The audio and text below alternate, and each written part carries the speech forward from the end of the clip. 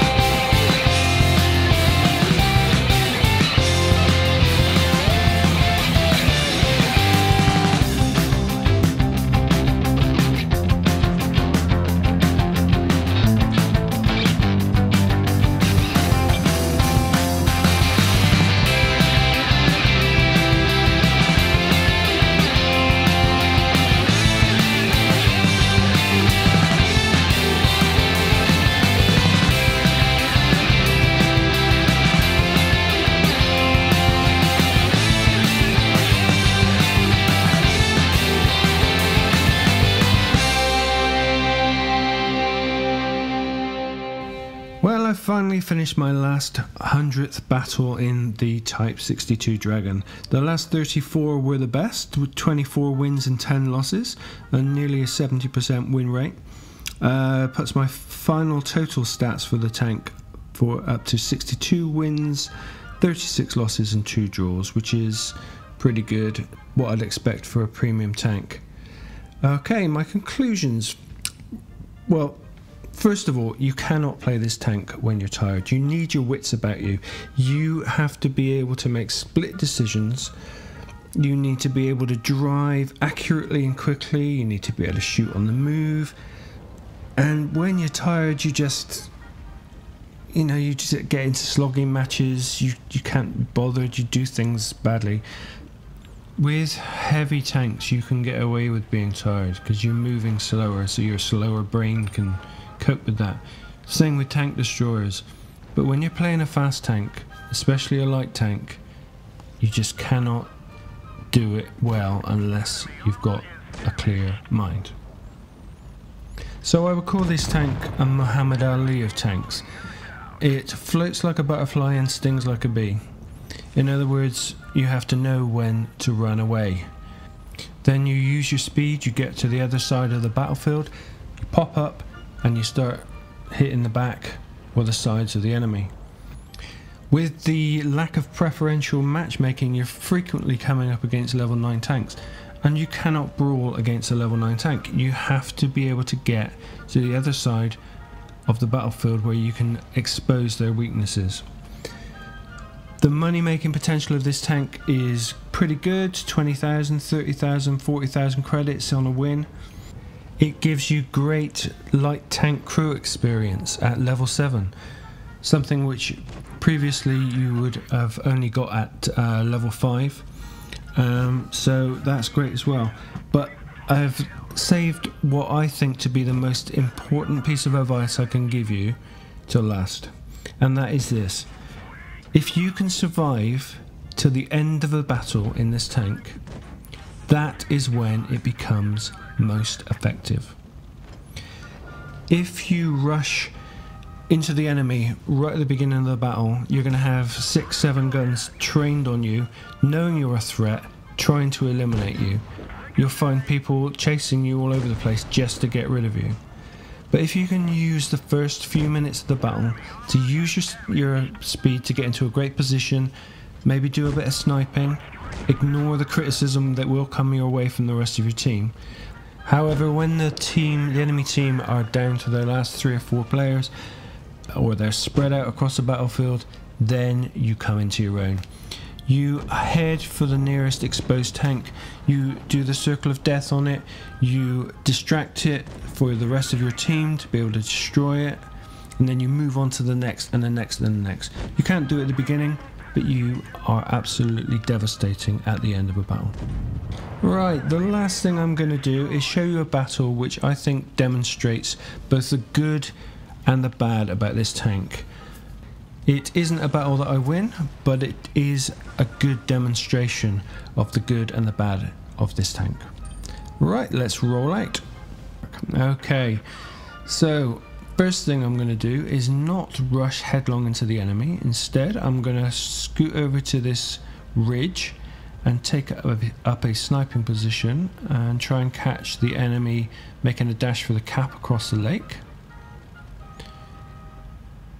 And here they come. So IS 175 into the side and 183 into the side. I've been spotted, so really I should retreat, but I'm trying to be greedy, trying to get another shot in. Like I said, you cannot brawl with this tank. So nothing else going there. Let's move on, see where else we can do some damage. First of all, I checked to see if I can get anything over the bridge, but no, there's 3 tanks over there with almost full perfect health. Nothing going to be I can exploit in the Type 62 Dragon there. So I'm going to move down to the battle that's going on this side of the river, see what damage I can do. Constantly looking for where you can exploit the weaknesses in this tank. So there's the IS again. Pop 187 damage into the side of his turret. He moves out of danger, so let's move on again. Pop across the bridge. No one seems to be at the cap yet, or around the cap, so it's a safe place to be. There's a T-34 just over the rim of that hill, so let's see if we can hit him at all. Just pick him off, and he's dead. So he's the first kill. Nice accurate gun on this tank. So you know, you can always rely on getting most of your shots in. See what's going on here. There's IS just waiting for me. Now this is a big mistake. This is what I said you shouldn't do. Okay, you should not brawl. I'm thinking, oh, maybe I can hit the IS again, maybe I can hit the IS again, and in the end I just panic and blow up the wood, miss the IS, and he gets another one into me, and I'm down to 24 hit points, which has now gone down to 19 because I just rammed him. But great thing about this tank is that it's fast. You can get yourself out of trouble, and I did by doing the circle of death on him, wiping him out. But now I'm down to 12 damage, so I've got nothing to play with now. I have to play absolutely perfectly. So I move again, see if I can get a shot. I've been spotted. Get out of the way, keep moving, make myself as hard to hit as I can. Right, so I need to get away from where I've been spotted, so down into the river, out of the way, over to this side, pop up onto this little bit of ridge, see if I can do any damage. Yep, there's the T-29, gonna have to change the heat. 177 damage into his turret, and oh, just bounced off his turret that time. Okay, let's see what we can do with this AT-15A. No, he's just gone beyond the ridge. So, time to move again. The enemy are down to 3. We're only at 2 though, and I'm virtually dead. So, either my teammate pulls something out the bag, or we're toast. And he is a tier 7 medium tank, and he tried brawling with a tank destroyer and a heavy, and inevitably lost that. So I've moved over to here. The AT-15A is exposed his side to me, managed to get 2 shots and a track. Probably should have stayed on and did one more, but I don't think I realised I tracked him. I thought he was turning, so that's why I moved. Okay, so now the situation is I've got 3 tanks. They're all on pretty low health, but there's 3 of them, and there's only little old me on 12. So I don't really know what to do at this point, so I'm just buzzing around, seeing if I can do any damage. I pop over to the bridge, see if I can see anyone from there. Speculatively try and shoot through the gap, see if I can reset the cap, but that's just not happening. I'm gonna have to do something more risky, so that means going down to the other side of the cap where I can shoot across from across the river. The cap's already up to 50, so I need to do it quickly, so I changed to HE shell. Always a good tip to load HE when you're trying to reset the cap. And there we go, got it down to 29. So if I can hit the AT-15A as well, then the cap has now been reset. So things I'm thinking now looking pretty good. One of them's chasing after me.